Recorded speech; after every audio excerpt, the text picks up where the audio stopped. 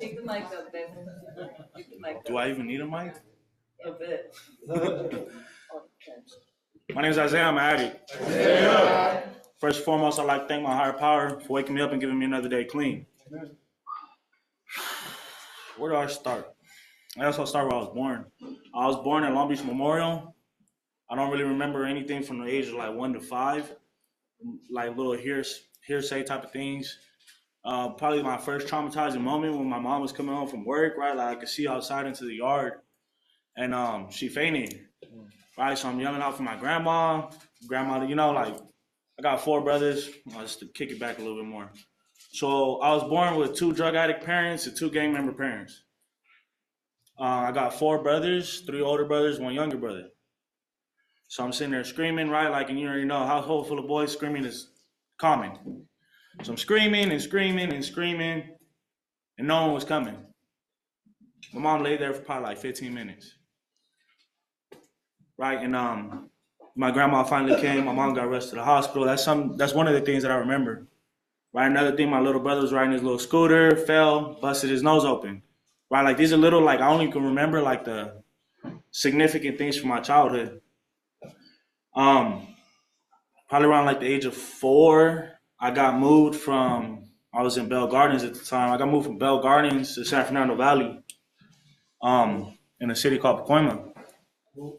And man, I don't know where to start. Right. Like ever since a young kid, like I've always been rebellious. Like I never listened to direction. I never wanted to hear what you were saying. Right. So when my mom told me not to do something, that just drive me to do it more. Right. Like she told me not to go outside. Right. Whatever the case may be. So I didn't listen. Right. I'm sitting here in shoes, socks, shorts, no shirt, running outside. Going where? I have no clue. Right. But I know I would always hang out with the kids on the block, like two or three kids that were my age, right? So I know them as neighbors, cool with them, right? Like in one of my friends, his name was Greg. He had an older brother who was from the neighborhood, and didn't think much of it, kicking it with him till his homies came, right? Like, and I was getting called the diaper baby, right? Because I was never had a shirt on, right? Like real young kid. Like I remember being called a diaper baby, right? Like, and I remember people telling me like, go home. Where's your mom? Where's your dad? Go home. Right, like, and them telling me to go home, once again, I rebelled. What you mean go home? I'm gonna stay right here. Right, like ever since a young kid, I was a knucklehead, silver teeth, all that. Right, like, and I remember constantly causing problems, whether it be in class, throwing stuff at people, whatever the case may be. Right, like, but I had good grades in elementary school. They're like 1 to 4. Like I had 3s and 4s in elementary school. Like I was a very bright kid. Right, like, and I liked showing it at that time. 3rd grade, another knucklehead, me and another knucklehead bumped heads, and whatever happened. Right, like, but that kicked off my mom telling me like, you can sit here and fight with your brothers all day, but you can't defend yourself. And I'm like, well, you tell me not to get in trouble. She's like, you don't listen anyway, so you're gonna defend yourself. I'm like, okay. So next day I went back to school and stabbed the dude with a pencil.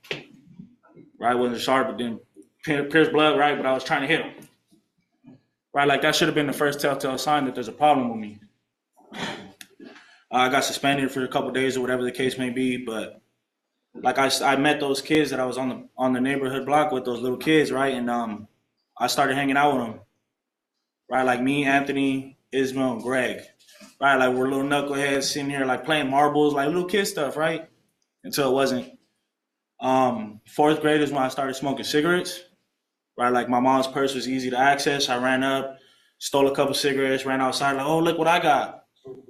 Right, like, and got a hold of a lighter, started smoking cigarettes. 5th grade, I got in trouble and kicked out of one school and moved to another school because I got caught in the school bathroom smoking cigarettes and drinking Jack Daniels with Ismail. Right, everything's cool, whatever, moved schools. Ismail moved schools. And we ended up at the same school, right? Because that's just our thinking. Man, and like I was always an intelligent kid, right? But about 5th grade, I started kicking it with the older homies, right? Older gentlemen. Like I was misinformed by misinformed people. Like this is how they were raised, so this is how they're teaching their kids and the little kids on the block. Right? So I took it. I'm a sponge. I'm soaking up everything. right? Like, so this is what we do, this is what we don't do, this is what we wear, this is what colors we don't wear, all sorts of stuff. And for some reason, like them being who they are, and I was attracted to that lifestyle, right? Like that misery, that chaos and pain is something that I used to thrive in, right? Like, so I was very attracted to it, doing bad, all sorts of stuff. And fifth grade, going to fifth grade to sixth grade summer, I got jumped into where I'm from, and didn't think much of it, right? Like, but I'm probably about 5'9", sixth grader, pretty big. So I'm sitting here doing grown people activities, robbing people, doing all the bad stuff, right? And not once did I think, oh, maybe I'm doing too much, right? Like, because I'm Isaiah, Isaiah's gonna do too much. Isaiah's gonna stand out because he's not getting that attention at home, right? My mom was always working. My grandma wasn't really paying attention. She couldn't control me because I was a knucklehead, right? Like, but that inner boy, seeing all the other kids with little chains and phones, and I wanted that, and I couldn't get it because my mom couldn't provide it. So I started kicking it with the homies. I found a way to get it, and I started getting it. Caught my first case. Did 4.5 years in YA. Well, juvie and then compound, then YA. And I got out 16 and a half. Still like, oh, okay, like everything's gonna be good. House arrest. My mom was like, once you're off house arrest, you need to leave the house. All right, cool. Did a month of that, got out. And like my first day out, I went right back in. Right? Because I don't know how to act. I didn't know how to act. I didn't know how to behave. I didn't know how to feel. Like, all I know is violence. So I went in, got back out probably 6 or 7 months later, another ankle monitor. Like instead of giving me some big boy time, they're like, oh, give him another ankle monitor, give him another chance, right? Because I know how to plead it. I know how to play smart and this and that, right? Like, when I got out on another ankle monitor, because I didn't violate the first ankle monitor, and I started doing what I was doing. Cool, everything's cool. My brother started smoking weed. My older brother started smoking weed. So I'm pinching from his stash now. Now I'm smoking weed, right? And a month after I got off house arrest, that time I went back in, 17 to 18 now. And they're talking about trying me as an adult. Like, cool, try me. Like, that don't matter. Like, none of that mattered to me at the time, right? Like, my mom was never home, so I never felt that unconditional love. My mom never told me that she loved me. Like, these are things that I still face today as a man, which hurts, right? Like, because I wasn't babied, I wasn't this, I wasn't that. Like, I'm used to tough love, and that's just what it is. So fast forward a little bit, I get out. Now I'm just chilling. Well, no, in juvenile halls, the third time I was experienced the cocaine, right? And they're breaking it down, and it sounds like crunching and all sorts of stuff. And did one, I'm like, okay, cool. Wasn't cocaine, it was methamphetamine, right? And like that instant feeling of being like Superman and feeling unstoppable and feeling the way that I could never feel without drugs, on it. Got out, started smoking it, right? Like, and I've slowly seen my life, like now that I'm clean, I can slowly see my life downhill from that when I started smoking. Participating in the things that I wouldn't have participated on a regular, right? Like, and I'm talking about my addiction took me to motels, right? When I had a house to go home to. Now at this point, my mom wanted me to go home because she's been there. My mom has 19 years clean.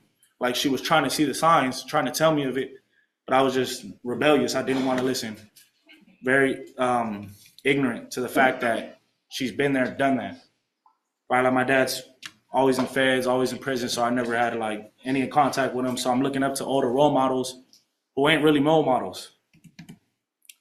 But that's the guidance I wanted to take, right? I took their guidance instead of my mom's guidance, instead of my grandma's guidance, right? Like, just neglecting the fact that I have a family at all, right? Like, and my addiction took me to about 100 pounds. You look at me now, I'm 3-something, right? My addiction took me to 100 pounds, hearing those voices, right? Like, when I first got here, I didn't want to admit like any of that because, right, like, that's embarrassing, whoop whoop whoop. Like, my addiction took me to hearing those voices on the bus, taking flight on people at the bus, right? Like, and that's something I don't ever want to go back to, right? Like, my addiction took me away from being able to see my son born, right? Like, I totally neglected the fact that I had a girlfriend who was pregnant. She said about a month, right? And I was like, well, I need to go get this. I need to go hit this lick so I can go get some money and let's go get high and do this and do that, right? Like, and I remember it was Thanksgiving. I told my mom, like, I'll be home.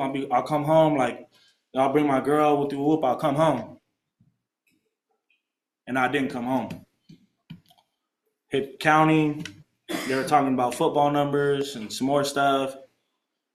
And I'm like, okay, whatever. Like, I'll take my time. All right, like, and I sit here and call my girl. Like, she wasn't answering for the first 4 or 5 months. So I'm like, all right, like, sitting there getting into activities inside county jail and Wayside and this and that. Right, like, because I want to be somebody. I'm still thinking my old ways. Like, I want to do something in this lifestyle and do this and do that. All right, like, that shit was a dream that I was sold as a kid. That's just a dream. Right, like, and that's something I have to accept today. Like, there's nothing for me in that lifestyle. Right, like, so I call my baby mama. I'm like, hey, like, what's going on? Why you moaning? You messing with another guy on the phone with me? How could you? Whoop. She's like, no, idiot, I'm in the hospital. I'm like, why you in the hospital? You good? No, I had your son. Right, like the feeling of emptiness in my heart when I found out that I had brought someone to this world, right, and I'm still trying to take this plea deal for 12 years in a strike, like, it was crazy. I'm okay, call my mom, like, mom, call my lawyer, tell him I'm trying to take this program, right, went through the proper channels, and now I'm going to the program. May 24th, 2022. No, 2023. May 24th, 2023. I was released. They're talking about you're gonna go to the Beacon House and we'll do a whoop. I'm like, okay, cool, yeah, like I could do these 2 years and just get off and go do what I needed to do. All right, and then I landed at Fred Brown. I was like, what's Fred Brown? Like, who is he? Whoop. Like, I got out the little minivan, right? That's right. Got out the little minivan, and I'm walking up, and Sherry's still working there at the time, right? So I'm like, who are you? Like, she comes to hug me. I'm like, don't hug me. I don't know you. Like, Yep. You're an older lady. Like, you're not my type. Like, back up. Like,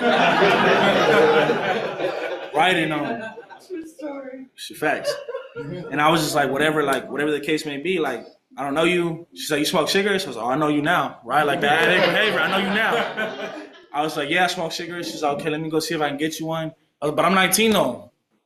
So what? You smoke cigarettes, right? Yeah. So what's your drug of choice? Meth, heroin, ecstasy, anything you got. She's like, okay, yeah, you can smoke a cigarette then. She goes and finds while she's going and finding Abel, right? Joseph comes around the corner like, what's up, Holmes? You got a cigarette? He's like, hey, man, we don't talk like that here, dog. Like, I don't know who you think you are. I was like, man, who the fuck are you, right? Like, so me and Joseph, that's how we first met. Because I asked her for a cigarette. And that's just how it was. Sherry came back with a cigarette. Of course, behind Sherry is the dude that gave him the cigarette. Walking up, looking at me, dogging me. I'm like, what the fuck are you looking at? Like, what? Like, where are you from? And he starts laughing. I'm like, what the fuck you laughing at, fool? Like, what the fuck? I'm gonna joke to you or something? Like, right? Like, my ego and pride at the time was at an all-time high because I just came out from county. Like, this is what I thought it was like. I was trying to be reformed, but not reformed because I was being disrespectful. Right? Like, and I wanted to do what I wanted to do. I wanted to run my own program. And that's something I learned that wasn't gonna happen. So I got a cigarette, smoked it, and then I'm at the 276, just right there chilling, watching TV, foot up on the little nightstand. And the lady walked, Nancy in the house. I'm like, the fuck are you? Right? Like, she was like, your feet can't be on the couch, honey. Whoop. I was like, and who are you? Okay, you wait a second. I'm like, oh, hell no. So I took my feet off the couch right real quick because I was like, well, I don't know who she's going to go get. I'm cool. I like this outside of jail thing. Right, and Nancy's like, get up, let me give you a hug. I don't hug you. I just told the other lady that. Well, I'm going to hug you. All right. So I gave her a hug, right? And when she didn't let go, it was different. Right? Like, I was nervous. Right? And like, getting a hug from somebody that you're not attracted to is different. Yeah. Right? I'm trying to let go. I'm trying to push her away. Right? But for that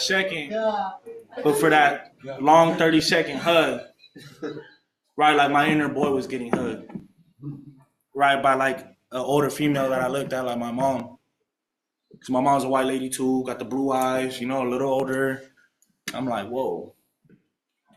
Right, and it hurt. Because I didn't get those hugs from my mom at the time. And it was just different, right? Like, Matt was my counselor. Shout out to Matt because he saved me a gang of times. right? Like, so whenever I'd run into a problem, right, like in my little burner phone, thinking I was slick, like no one knew, like I had my little burner phone arguing with my baby mama, all sorts of stuff. She's like, oh, you're out now? We'll come over here and provide and we'll do it. Like, no, I got to do this or I'm going back to prison. Like, what you mean? Right, like, and I slipped up with Nancy one time. She's like, turn in your phone. I was like, okay. And I went and got the broken phone and turned it in. Like, okay, smart. Yeah. Right, and she's like, so this is the phone you're using? Okay, turn it on. I'm like, oh, damn, I'm not slick. Right, like they've been around. And I ended up turning my phone in, right? I told Matt, I remember telling Matt, like, bro, it's only 3 trains and a bus to get back to my hood, bro. Like, whoop, whoop, whoop. Like, I'm gone. Like, I'm not trying to be here. Whoop, whoop, whoop. It was like, so if you leave, right? Oh, yeah, hell yeah, I was spoiled. It was 2 towels, 3 pillows. Like, that was me. Right? Like, in, so I told Matt, like, I'm going to take these buses in this train. Like, I already planned it out, mapped it out, so you could keep the phone. I don't need the phone. Whoop, whoop, whoop. Like, so full of myself. Like I got something going on when I get out of here, right? Like, I was so full of myself, so sure that I was going to do good, right? Like, and he talked me off that ledge more than once, right? Like, Matt took me to my first meeting, which is not my home group, right? Like, and Matt's like a big brother to me. He's a big brother to me. I call him big bro. Like, me and Matt got a bond, like, right? Because he's seen past the hard outside shell that I put on, right? Like, and if you get to know me, like, I'm like real concrete on the outside and like real marshmallowy on the inside, right? Like, I'll say I don't give a fuck, and then go outside after a meeting, after you share about you going through some shit, and be like, "Hey, you good? Like, check it out. Like, what you need? How can I help you? Like, is there anything I could do? All right, here's my number. My ringer don't ever go off. Like, give me a call." Right, like, and then someone exposed me at a meeting talking about, you ain't really like that. What you talking about? I'm like, fuck you should shut up, fool. Like, right, because I wanted to portray this person, this character, this mask that I put on, right? Because when I let people get close and I let them know how I really am, I'm vulnerable to be getting hurt. Right, like, and I don't want to feel that pain of abandonment again, right? Yeah. That my mom put me through, that my brothers put me through, right? Because when I got jumped into the hood, everyone turned their face on me and told me to get out. So, like, these are like the things as a kid, like my inner child, man, like goes through, right? Like, and today I just practice acceptance, man. Like, the past is the past. It is what it was. Like, what can I do today moving forward? I know I'm probably like at 20 minutes now or something. Yeah, 12 minutes. 12? All right, feed me. All right, check it out. So, I got out of 270 residential. I went to Damien's house, which is the other house that I run. But I went to Damien's house, Beverly Hills. I thought I had it going on, right? Like, cool, first week, I'm going around, getting every girl, doing everything I shouldn't be doing, right? And it got back up to me, like, right? I went back to my baby mama and see my son. Everything was cool. So she was like, I'll be right back with you. All right, cool. Holding my son, enjoying the time. And she came back, and that instant smell gave me bubble guts. And I was on from there. Like, let me get high with you real quick. Like, I know you got the pipe. Watch my son. Woo. Man, and I got high, right? Like, that my son was no longer enough motivation for me to stay clean.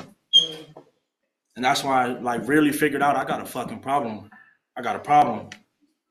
Right? Like, I'm on an overnight pass to see my son and I'm in the back of her laundromat getting high. I have a problem. Right, and I still came back and thought I was good and whooped through a whoop, peed in the little cup and walked to the living room, watching TV, like, I'm good. Like, he hasn't said anything. I'm good. And Isaiah, let me talk to you for a second. Yeah, about what? Get up real quick, get a little juice, and he's like, come to your room. I'm like, fuck, my room? Oh, I'm done. He says, you got something you want to tell me? Nope. Are you sure? Nope. He's like, so what's all this? Oh, I got high. Like, once I seen the cup, I was like, yeah, I got high. He was like, man, like, what happened? Like, right? While I was explaining it to him, he was like, so your son, you sat there and disrespected your son by getting high and then going back and holding him? That's the first time I cried in front of a man. Right? Because he was able to change my perception right now on that situation. I was like, damn, like, he wasn't enough. Right? And he was like, it's all right, like, we'll see what we could do. At this time, I'm already packing up all my stuff. Like, all right, I'm gone. Like, appreciate y'all. Thank you for the spot. Like, Momo, like, good looking. And then they were like, all right, hold on. Like, sit down. And then Chris jumps on the phone. He's like, hey, little knucklehead, you didn't listen, huh? I'm like, what you mean? He was like, he told you? What the fuck? Like, it's his job. What do you think he's not gonna tell me? I'm like, yeah, I didn't listen. He was like, I got something for you when you get back. I was all right, cool. So I guess he comes into work the next day, and Chris gives me a ride to 505. Right, and that's the day I found out how much love that man had for me. Right, because I was expecting the Chris that everybody, you know, like, oh, fuck with it, don't fuck with him, right? Like, I got plenty of those warnings, don't fuck with him. I still push that, right? Like, push that button to the limit. Found out. And, right, he's just talking to me. He's like, man, like, you say you have brothers, right? And I'm like, yeah. He's like, how many of them give a fuck about you? I'm like, realistically, none of them. He's like, none of them gave a fuck about you enough to guide you in life on what you should and shouldn't be doing, right? I was like, nah, they didn't. They let me do me. They turned their face. So he gave me some words like, who do you want your son calling dad? And I was like, me. Like, who else would he? He's like, the next man that decides to step up when you're not in the picture. I was like, why wouldn't I be in the picture? Look at you. You just got high. And when you get high, you know what you go do, right? And I was like, some things I shouldn't be doing. He's like, right, you'll end up in prison or dead by the end of the week. And he's like, then what's your son gonna do? Call somebody else dad while your baby mama's having love to somebody else and whoop whoop whoop. Right? And it put me in a perspective where I'm like, fuck. Like that feeling of not being there when my son was born came back up, if not 10 times worse. Right? Because someone coming from the street background was able to put me into perception of like, damn, like this is what's really gonna happen if I don't shape up my act. Right? And that's the second man I cried in front of. And then he was like, look, we got this opportunity for you. You could go to Abel's house. I'm like, I'm not doing that. You can pack your shit. You go ahead and grab your fairbound luggage and get the fuck on. I was like, whoa. I was like, Chris, you ain't gonna make me leave, dog. And he was like, yeah, yes the fuck you will.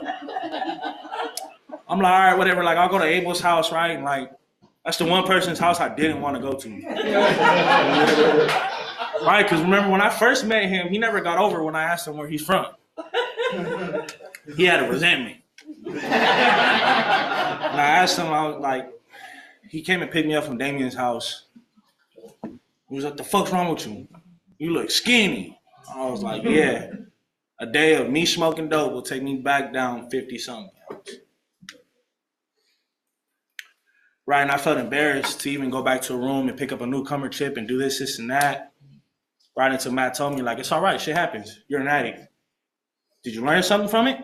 I was like, yeah, I learned I can't go back and see my baby mama until I'm good. He was like, okay, cool. Don't do that again. I was like, all right, cool.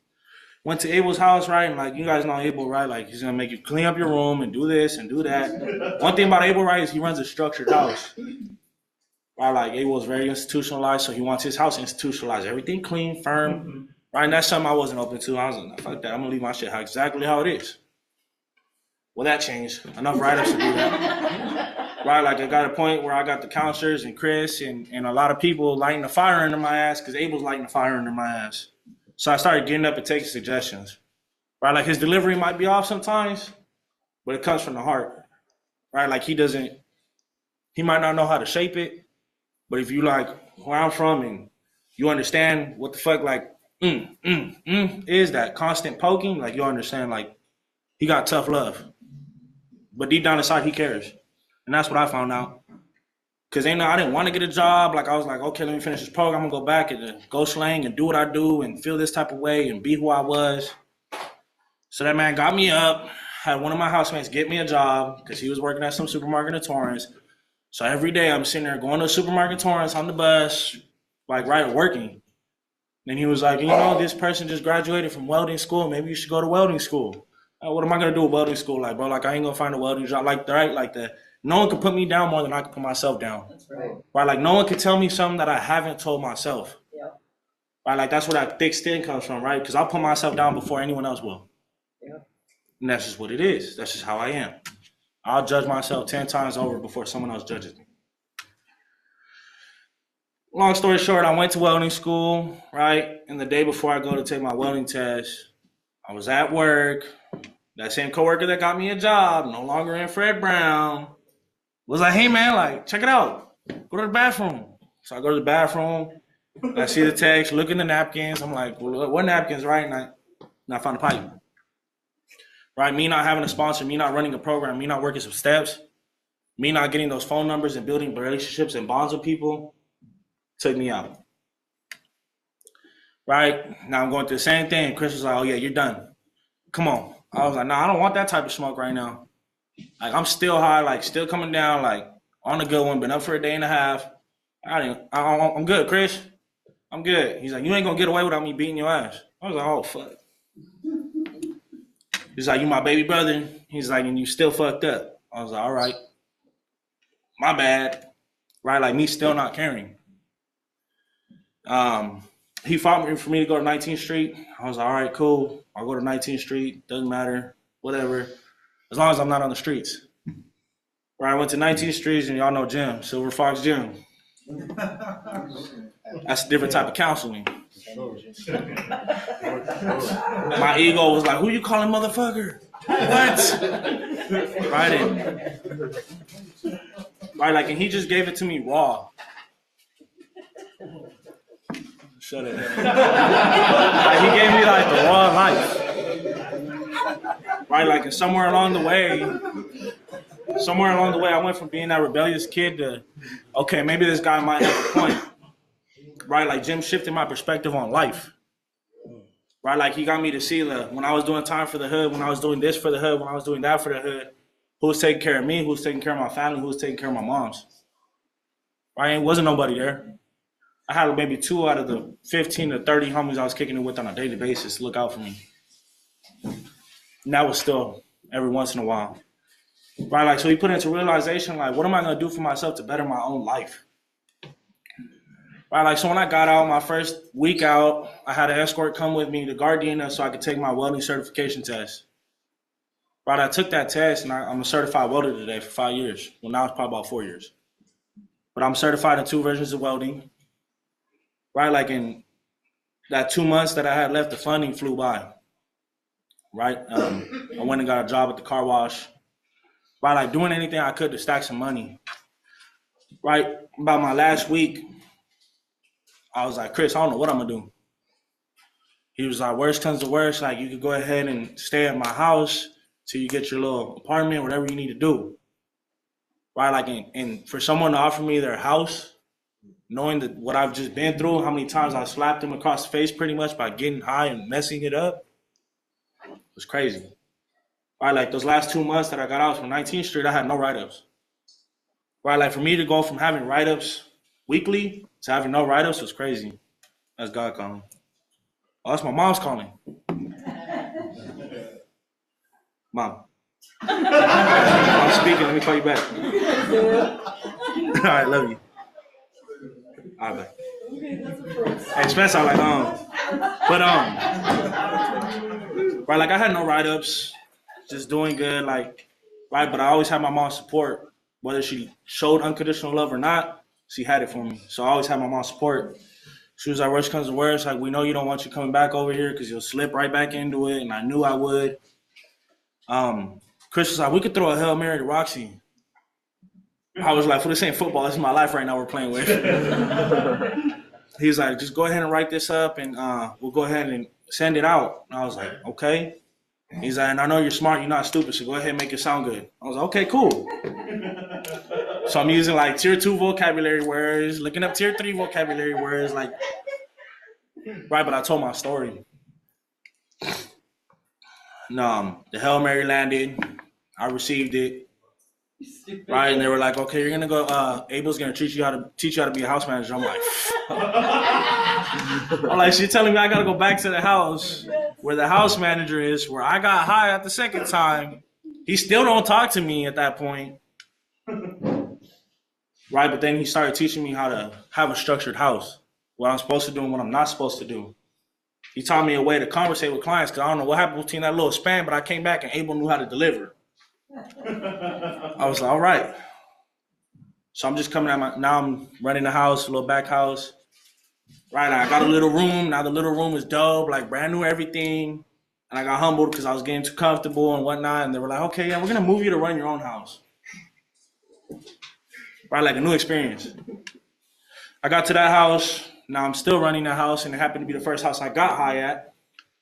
Right, I got there, and I guess one of the clients that I had at my other house told the rest of the clients, he's a hard ass. You better do everything you're supposed to be doing. We'll do a whoop, right? So I came in, they're like, oh, you're the hard ass. I'm like, oh, fuck. I'm like, what do you mean? Like, and they're like, yeah, we heard about you. We'll do a whoop. I'm like, okay, cool. So you know what to do then? Right, no. Right, and but today for enough of my Fred Brown story. Like, I'm still managing that house. I got hired on. I had the opportunity to get hired on and manage a house. Right, like, and I'm forever grateful. Thank you, Roxy. Thank you, Nancy. Right, like, because I had these people riding me, lighting that fire under me to get up and do something with my life.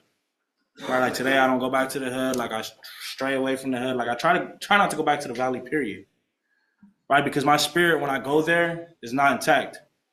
My spirit turns.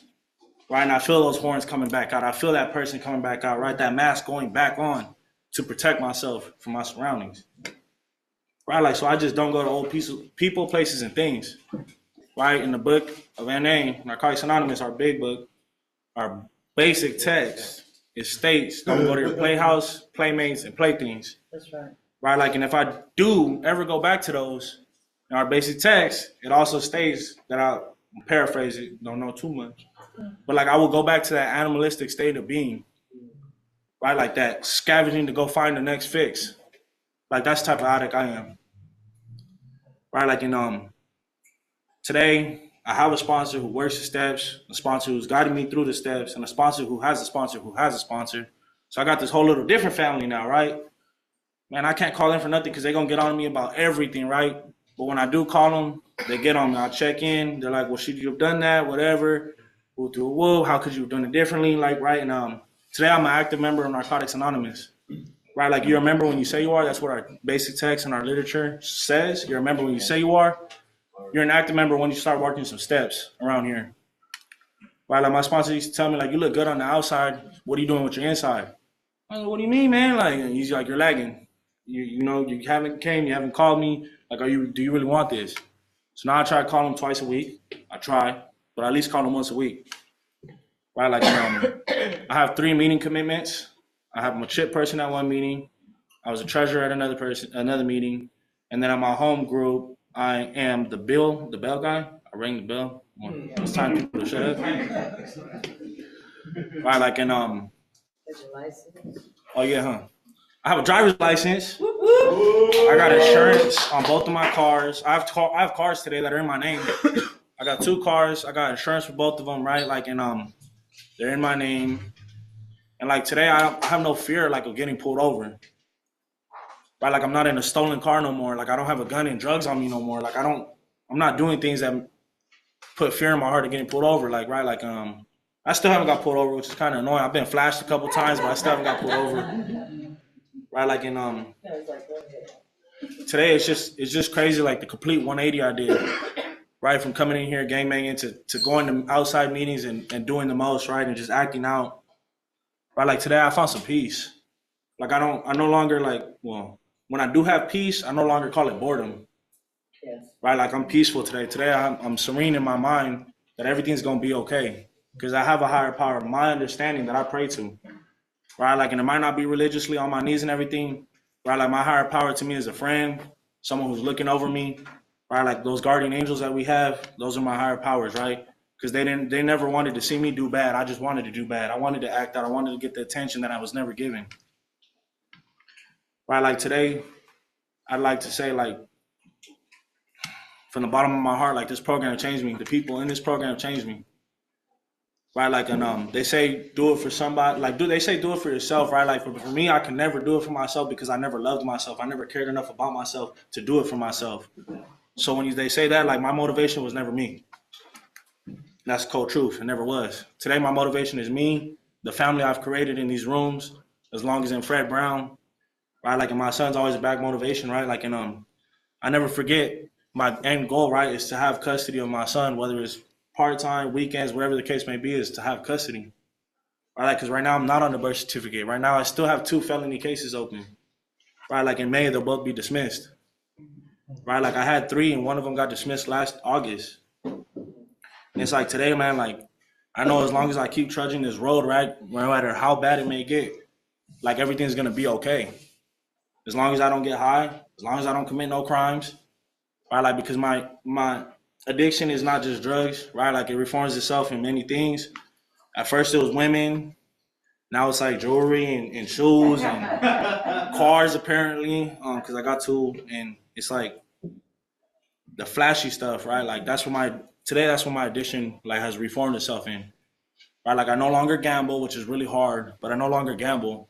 Like I don't litter today. Like if you go look at my car, there's like cigarette butts in the side door that I clean out every time I go to the car wash. But like it's just my perception and the way I look at life today. Right? Like if I could throw that cigarette butt out the window, I might as well go my recovery, my clean time, my family, my life. Right? Like that's my perception on littering. Man, like my favorite acronym around here is HOPE. Hold on, pain ends. Right? Like my worst day clean beats my best day high every time. Yep. Right? Like through the program of Narcotics Anonymous, my mom has her son back. She calls me. She got my location 24/7. Right? Like through the program of Narcotics Anonymous, I have the ability to be present and give and care about another person. Right? Like which is something I never cared about. Because if I didn't care about myself, why would I care about you? Right? Like the program of Narcotics Anonymous has completely changed my life, and I'm only in the beginning. Right? Like my clean date is December 5th, 2023. Right? Like relapse is a part of my story. They told me a couple things my second time around. The first one was sit the fuck down and shut the fuck up. So I learned how to do that. So when I go to meetings today, I refrain from sharing and I try listening. They told me to stop looking at the differences and start listening to similarities. Right? Like, and I started doing that. The third thing, hey, so I was keeping quiet back there. I love Joe, man. Joe's funny. Like, that's another big brother. Oh yeah, the third thing they told me to do was get a sponsor, right? And actually work your steps with your sponsor. Right, which is something I didn't want to do. Like, right, Fred Brown's gonna tell you to get a sponsor when you get out of here. So I got a sponsor just to have a sponsor. Right, like today, my sponsor, I can call on him, and he knows when I call, it's a problem. It's a problem. Right, like I check in with him on a weekly basis, and when I check in, I unload all my stuff on him. Right, and he unloads some of the stuff he's going through because I'm able to help him out with that. And we just get honest. Right, like the hardest thing I had to do was read this man my autobiography from 19th Street, right? Because at first I didn't know him. I just knew a brother in recovery knew him and that he was good people's. So I'm pretty much getting butthole naked with this man. That's what you do around here. You get honest. You ain't heard that term, you'll hear it when you start going to some meetings. Right, like I had to get completely honest. Right, like, and I try to tell the truth today, right? Like, I have to keep in mind if I'm lying to somebody else, I'm lying to myself. I didn't come this far to lie to myself. Right, like I am true to who I am today. Right, like when you guys see me, like I'm usually, flashy or whatever, like, but like the program of Narcotics Anonymous has taught me how to be a man. And I learned how to be a man from men around here. Right, like my dad never taught me how to be a man. The men in Narcotics Anonymous have taught me how to be a man and how to conduct myself and how to carry myself. Right, like, and I shoot the shits with a lot of you guys, right? But at the end of the day, like, I'm really learning something from you too, right? Because when you guys come in off the streets, like, I remember how I was when I came in, right? And I work in recovery, but my job is not recovery, right? Like, this is the spiritual factor that I get back, right? Like, being able to connect with another man, right? And tell them my experience, right? A couple of you guys know my story, know what I've been through, right? And I've tried to tell you guys, like, this is what I did. Don't do it my way, but take something from it. Right? And I think that's all I got to share. Thank you for letting me share.